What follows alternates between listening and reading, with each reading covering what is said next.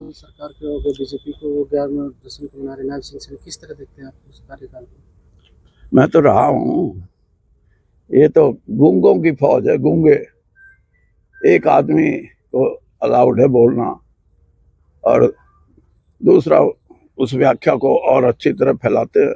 बाकी तीसरे आदमी को तो इस सिस्टम में बोल। मैंने इसीलिए छोड़ी ये पार्टी। मैंने कहा यहाँ तो विचारों की अभिव्यक्ति की भी बात नहीं होती है, उनको भी रोका जाता है। तो मैंने कहा ऐसी पार्टी में आ गए हम, मैं ये मानता हूँ। और मैंने कहीं ना कहीं ये भी मान के चलना चाहिए कि मेरे से गलती हुई है, लेकिन कम से कम मैंने इतना तो किया कि रहते हुए भी जब आंदोलन किसान का था, मैं खड़ा था किसान के पक्ष में। और अमित शाह जी ने मुझे कहा था कि आप उनके धरने पे क्यों गए। मैंने कहा मेरा धर्म है, लड़ना नहीं है, मेरा धर्म है। और मेरी जो आज भी हैसियत है वो किसान की हैसियत है, उसकी वजह से हूँ।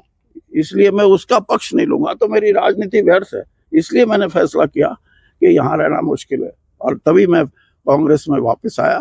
कांग्रेस विचारधारा के रूप से मुझे लगता है कि वहाँ विचारों को आप भले और अच्छे तरीके से बोल सकते हो।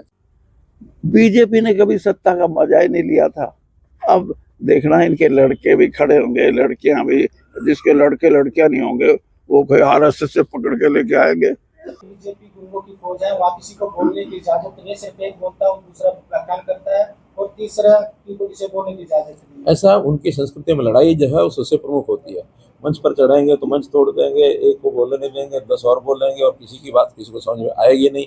यह एक हमारे अनुशासन को, वो हमारे उसको अगर इस ढंग से मानते हैं तो अपने अनुशासन को रखना जानते हैं। और अनुशासन से ही भारतीय जनता पार्टी कहाँ से कहाँ पहुँच गई है और वो कहाँ से कहाँ नीचे गिर गए हैं।